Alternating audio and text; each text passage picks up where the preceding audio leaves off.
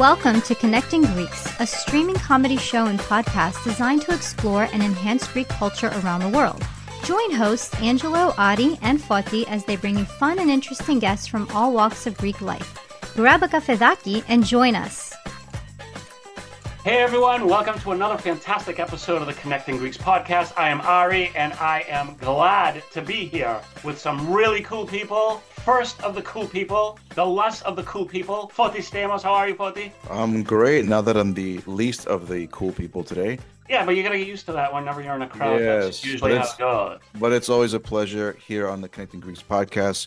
We have so much fun here. I can't tell you guys, in the days that we have, I always look forward to these episodes. Me too. And you know why? Because we got the main man, Angelo Tsarouchas. What's up, Angelo? Well, I gotta say, Foti, I think you got a little bit of Elvis Costello happening today. So you look kind of cool, you know, and you have good hair. So I'm not gonna take that away from you.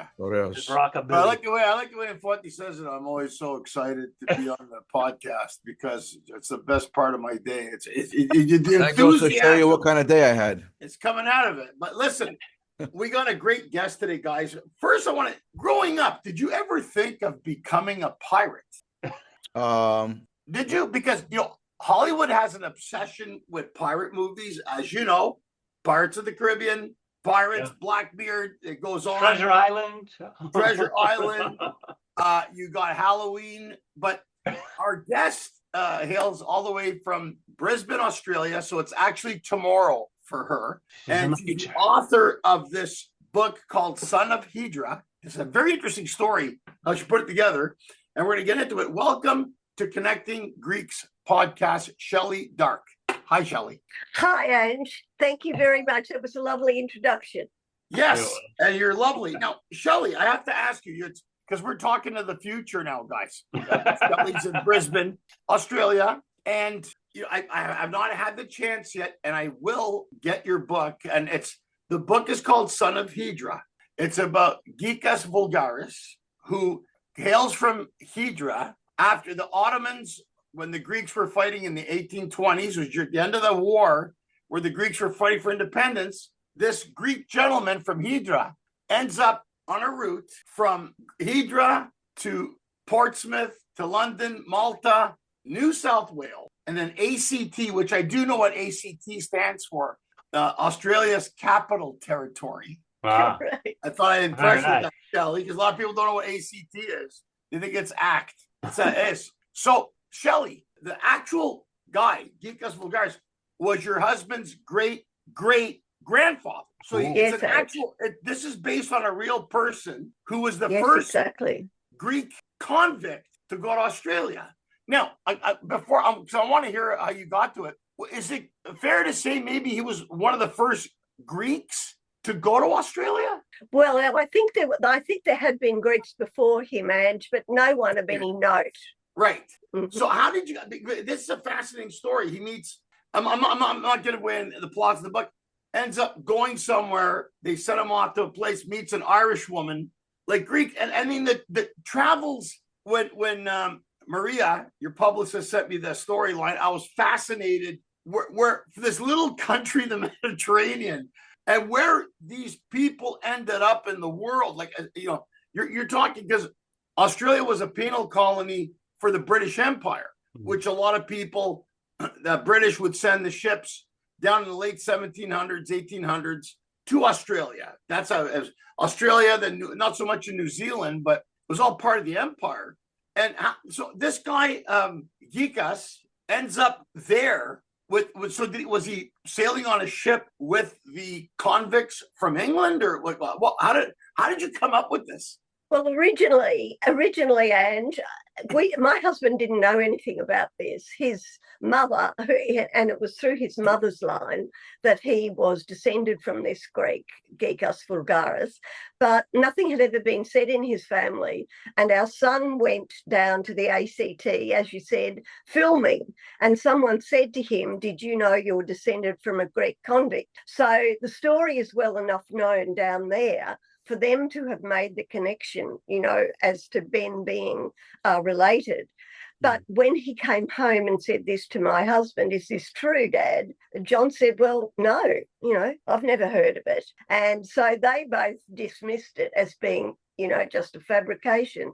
But like you, I just thought, no, this is an unbelievable story. Not only Greek, but a pirate. And why would anyone say that to him, if there wasn't a grain of truth in it? But at that time, there was no internet. We were on a farm, so I had no way of doing anything much about it. I never forgot it. And as the internet started coming to the bush, I started trying to find out more about it. But it wasn't until we retired to the beach that I actually had fast internet and I could start, finding out more about the man and really getting a bit of an obsession about him, really. Wow. That's interesting. You're an acclaimed author. You've written books about Hydra. A lot of people have praised your style of writing. They say there's an easy way about it. And I appreciate the fact that you have that determination. I think most great writers are like, now I can understand if somebody told you your great-great-grandfather was a convict and a pirate, there's a good chance you're going to dismiss it. You're like, nah, it didn't happen. And you're like, no, wait a second here. This is like over 200 years ago, to longer. So it's interesting to me that, because, with Greeks, we always associate the Greek diaspora, Shelley, with, like I'm originally from Canada. The boys are from America. You're living in Australia. Greeks kind of dispersed after the wars because of poverty and because, for various reasons. Like other countries would go to look for a better life. But the fact that this guy decides, well, I'm going to be a pirate and I'm going to go, Malta, Portsmouth, London, Cork, Noosa. I mean, he went literally around the world. And I'm sure that Ghikas had no idea where the hell he was going. But he'd say, well, these guys are going. We're pirates. We'll go along the way and pick stuff up. Because it's interesting to me, Shelley, a lot of people, I think people would love this. I think that's why I want to read your book so badly. People always identify pirates with this carefree. Oh yeah, I mean they steal and do whatever they do. You always see these documentaries on history and discovery about Blackbeard and those guys. But at the same time, there's something exciting about that lifestyle. Otherwise, why would Hollywood keep making films about it? Exactly, Edge. Yeah, I think your book would make a great film. Have you been approached about that? No, I haven't, Edge, but I really agree with you. It's such a rollicking good story. Yes, I dream about the movie. I dream about who's going to play the roles, etc. I sent a book to Russell Crowe at Christmas, just, off the cuff. I'm sure he won't read it, but I thought if he took it under his wing and took off with it, I think it'd be a great movie. Well, you remember, Shelley, he did Master and Commander. Remember, he did that movie. Exactly. He was great at it. I could see Russell Crowe playing this character. This is something right up his wheelhouse. No, I think he's a bit too old, Ange. Maybe older. We get him to produce it. Get a younger. Yes, exactly. Get him to produce it. Exactly. I couldn't agree more. But, when you talk about piracy, though, as you said before, you've got to remember this is during the Greek Revolution. Right. And so piracy wasn't really piracy. If you talk to one Greek, they would see what he did as being a palicaria, that he wasn't a pirate. And so that was the dilemma I had here, because the evidence is that they were arrested for piracy, but their motive were, who's to know? I had to try and figure that out. And the biggest clue I had that it wasn't strictly being freedom fighters was that he was the son of a very rich ship owner, but he doesn't appear in the family records. And so it seems he was disowned, and very likely disowned for this, not so much the piracy, if you excuse it as being freedom fighting, but for losing the ship, I think, because the ship was his cousin's ship, and the cousin became a prime minister later in after Greece became an independent state. And so I think it was the shame of losing the ship, that caused him to be disowned, not the piracy. Wow. So Shelley, you've visited Hydra a few times. Yes, it's a nice island. it. The famous Canadian songwriter and poet Leonard Cohen. Yes, Leonard Cohen. Lived there met a woman in Yes. State Suzanne, lived there for 10 years. So Yes. I've been to Hydra. It's a really beautiful place, not far from Athens. Hydra, Poros, Aegina, Spetses, all those places. But here's the thing. It's interesting because our listeners who are going to listen to this now, and the book for people listening, you got to get it, is Son of Hydra. And it's a fascinating story. We're going to put all your accolades and the links at the end of this as well. But I'm sure the guys want to ask you also. It's like, so in your journey, did your husband eventually, when you were able to give him the facts, what was his reaction to it? You know, becoming, because this is going back centuries, not just decades, it's centuries. Yes, exactly. Look, he's a fairly pragmatic sort of guy, and he just rolls with the punches. So he accepts his Greek, and he's proud of that, and he's proud of me for writing. But it hasn't changed his life, I have to say. And I can't help thinking that Ghikas would have been very much the same sort of guy, focused more on practical things. You know, John's more interested in the next surf than history, to be honest. You know, so I'm the family historian, and finding that there was a pirate to investigate, you know, made it so much more attractive than it had been. I would tell everybody, right, Ari? Yeah, my great grandmother was a pirate. I think that would be super cool. How cool is that? And I think too, you know, when I first heard about it, I hadn't, to be honest, and this sounds terribly ignorant, I hadn't even heard of Hydra. I mean, I'd read what's the name, Charmy and Clifton George Johnson. I'd read those books, but I wasn't really aware of the connection. And the more I read, the more I became aware that Hydra was incredibly rich. You know, the most amazingly wealthy place, along with Spetses and Zara, and that they were the centre of the Greek Navy, you know, that they were the Greek Navy. There was no such thing as a Greek Navy, that they used their own ships, the ship owners used their own ships. And it was said they were so rich that they stored their gold in their water tanks or on their roofs. They were so rich, you know, around the time of the Napoleonic Wars, because after the Treaty of Kirkuk in 1775, they were able to go into the Black Sea and transport Russian wheat.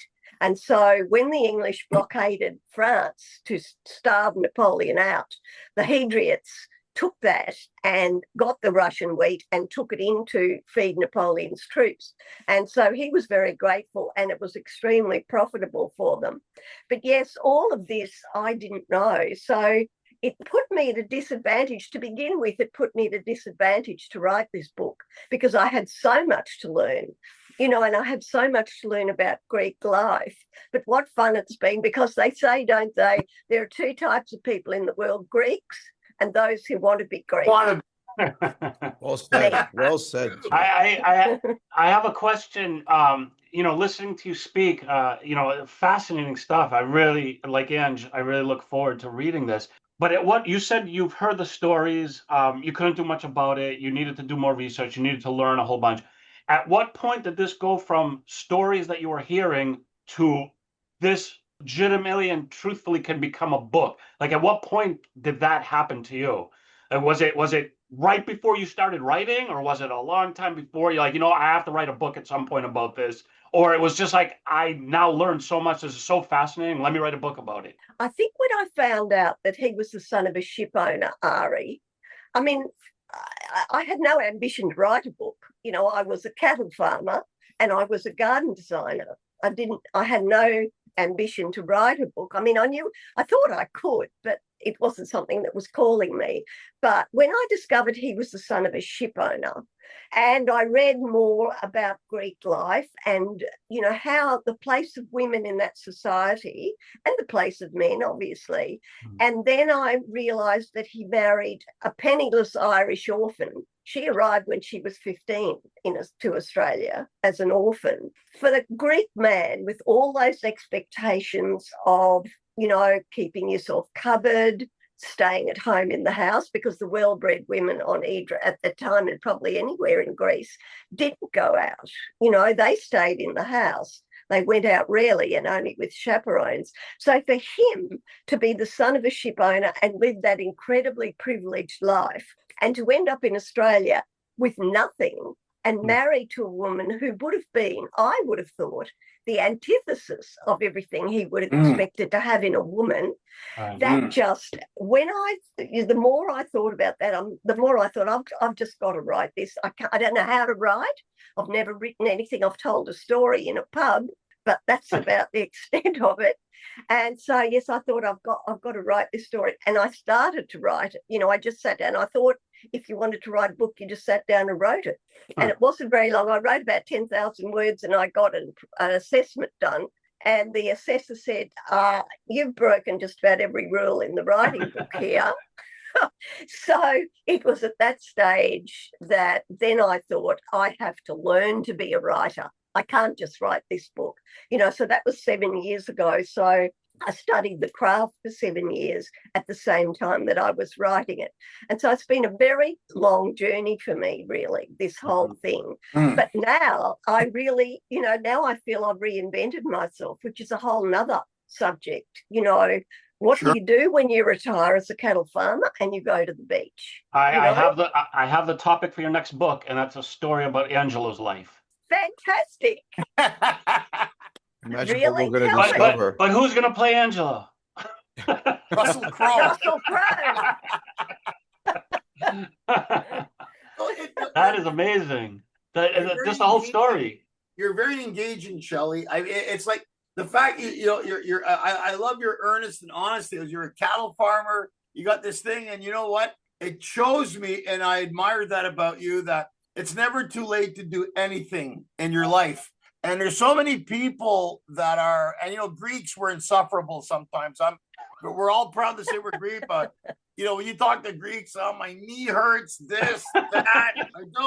They have money, they're miserable. Not all of them. They're like that. Most of them. Hey, 40? Most of them. I've heard that Greeks are, what do you call it when you're focused on your health? What's that word?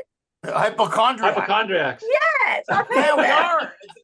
But you see, it's so funny because, Shelley, we're really happy and then we're in pain. I don't know. It's like there's no middle road. And it's funny to me how people always, and I always admire people as yourself, who, although you're the author of this book, which is I think people listening you gotta get this book. It sounds a great book, but it also gives us a little bit of you and your journey, and you're like, well, what was I gonna do? I guess around, or you could be like the rest of us and just complain. I mean, all the time. It's like I wake up and it's like, oh, my back, and you know, I'm working on a cruise ship now, and all people do on cruise ships is complain about the food. Oh. And there's so many damn steps here, and how much do you pay for gas? Do you poo? I mean, it's just these are the questions and conversations I'm having. So this is nice to see you. But I mean, Shelley really put in that effort. I mean, it's not like she just heard a cool story and she just and wrote it. It's like she put in the work, she put in the effort, and that's pretty commendable. And you know, Ari, I have to say, though, that it's people who've gone before you who give you an example that make you think you can do things, isn't it? I mean, I've heard stories all my life about people who've written their first book when they're 80 or, you know, or gone in the Olympics or, you know, crazy things. And it's the stories that come out of that make you believe you can do stuff. And so that's what I'm working on now, actually. I'm supposed to be working on Ghikas' wife's story. But I thought, I think I'm going to write a book about reinvention, just because I think I was so inspired by other people. I thought I want to tell my story. How could I turn myself from a cattle farmer into a writer? You know, maybe that'll be interesting to somebody. So I've got 2 books on the go at the moment, keeping me busy. Based on what you said, I think it was Harper Lee, To Kill a Mockingbird. That's the only book she ever wrote. And she wrote that in like her older years. And she said everybody has at least one good book in them. But again, that, you know, I take yours a little further because you went and you learned and you studied and you found your voice, you know, your writing voice. And, you know, that's not an easy thing to do. And it's really cool to hear that. You know, I definitely have a book or 2, but I'll never put in that work to try to become a good writer. So it's like, even if it will be the greatest book ever, it'll never be seen because I just can't do it. I'm not somebody who could sit and write. So I think it's amazing that you could actually pull that off. Well, it's Ari, a good thing you have a Ari, male modeling career. Or he could use Ari, AI. you can do it. You can do it. You I'm gonna write. absolutely I can agree do with it. Shelley. I'm gonna write the history and founding of Connecting Greeks podcast and all the drama and all the issues that went into it. Behind the It would scenes. be Behind the fantastic. scenes. That's good. It'd be a great book. Right. Well, so Shelley, you said I fight because you said Ghikas came from a privileged Greek family, ship owners, Yes. and ended up marrying an Irish orphan in Australia. It's also, it's not just a book about being a pirate. It's also a discovery about a relationship that this is Exactly. obviously he fell in love with this Irish girl, and this would never be in his wheelhouse. Maybe that's part of the whole journey, right? Because Exactly. you always, when you come from society and privilege and money, they expect you to be with someone equal or more. Right. And then Exactly. here's a guy that ended up, look at the path he took and where he went, and the fact that it didn't change the fact that he was a Greek man, but it just, if it's the 1800s and I'm in New South Wales and this pretty Irish girl Mary shows up, well, okay, I guess that would be the person, right? Because I don't think there was that many Greek women hanging around Australia. Now there is. No, they're very thin on the ground, I think. But I think as well as what you're saying, the book is also about pride and fall. Right. He obviously started off in a position of great privilege, and I gave him the arrogance to go with it. And so it's the story of his character, his growth. He starts off believing that money and ships make a man. And by the end of it, when he's brought so low, then he discovers that that's not really what makes a man, it's his humanity. So, I enjoyed taking him on that journey as well. Yes. Nice. That's a great storyline for it, Shelley, because that's what makes the stories real and people can connect to it. Because how many times have you heard these stories about people, and I know people like this who have money and everything, and you sit with them and they're bored. They're bored. And you go, dude, you got everything. I don't know. My kids don't talk to me. There's no adventure. I think we need to have a sense of adventure and purpose. Right. Yes, we do. And I think, right? It helps if you're obsessive too, I think. You're obsessed with comedy. Ari's obsessed with tech. Foti is obsessed with wine. Yes.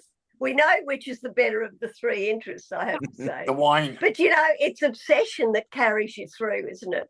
Right. Whatever you're doing, you need to be passionate about it, don't you? If I wouldn't be able to sit in this chair, like I can wake up at 2:00 in the morning and think, oh my God, I know what I have to put in that last chapter. I know what he should have said. Right. And so I can get up at 2:00 in the morning and I'd be still writing at dawn and think, oh my God, it's daylight.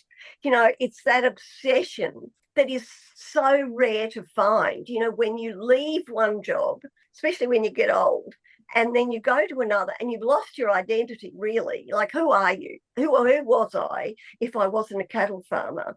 So your dream is to find an obsession that will carry you, every day, get you up in the morning, have you excited, think, oh my God, I can't wait to start again. That's the really fortunate thing to find in life, I think, isn't it? Right. And if you can work in what you love, it's not work. Exactly. Well, it's a good. You said it right. It's an obsession, but it's also a passion. Right. Yeah. So Exactly. I think the two go hand in hand because, like you said, people watching this today, I'm inspired by you. I'm sure the boys are. Absolutely. You wrote this book. I mean, you found something. It's funny how if people want to make things happen, they can make it happen. Many people have asked me about doing comedy or whatever. How do you do it? You go there and you do it. There's no manual to life. And I think... And Ange, no one ever stands up, do they? No one ever does stand up, just walks in and 100% funny, are they? No, you got to work at it. They start being a bit unfunny. Yeah, you got to have a couple of bad marriages. You got to go bankrupt. You got to sleep in your car. It's almost... You got to start a podcast. I understand a little bit of Ghikas. I can see why Ari said for 4 days in Toronto. Because I I can slept see in my why car Ari- because the landlady wouldn't let me have the apartment. She said I was in showbiz. And I couldn't go to the bank, and I had to sleep in my car for 4 days until I could get another place. But this builds character. The same way Ghikas, I had this charmed life in Ottawa, and I ended up sleeping in my car.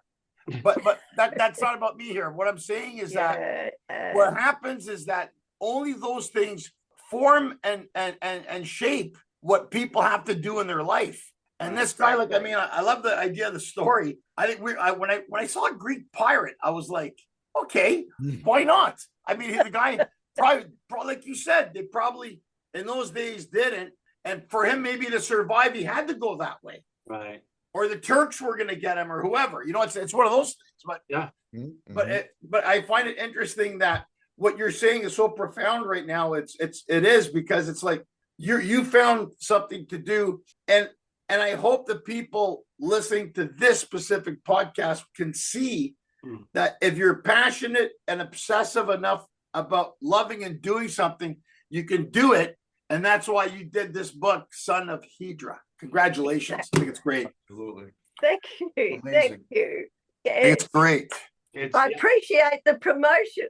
Absolutely. That's what we're here for, Shelley. So it's great. I can also see why Ari said I should write your story. Yes, exactly. The mess. I'm gonna give you all the behind the scenes stuff. I don't want these guys to hear, but I have a lot of behind the scenes stuff that you could use. Oh, good. But Shelley, this was an amazing talk we had. Yes. Very inspiring. Very, very interested and fascinated by the story. We want to thank you for being on the show, for taking the time with us. As always, I want to thank Foti and Angelo for being all together so we could bring these amazing guests to our podcast. And I want to thank everybody out there for watching and listening. Go out and check this book out. It's amazing. And we have all the information in our notes. You will not go wrong. Will it be, is it on Amazon, Shelley? It is. Okay, that's a good shout out for Amazon, because I know I can go on Amazon and get it. All right. Exactly. Paperback or ebook. And thank you so much for having me on and for being so generous. You're just wonderful. We're happy to have you on, Shelley, and continued success. Continued success. Keep writing those stories and keep inspiring people. You keep telling jokes. That's it. Foti, you keep drinking. Got it. Thanks, everybody, for watching and listening. Thank you, Shelley. Thank you, Angela. Thank you, Foti. We'll see you guys next time. Thank you. Bye-bye. Bye.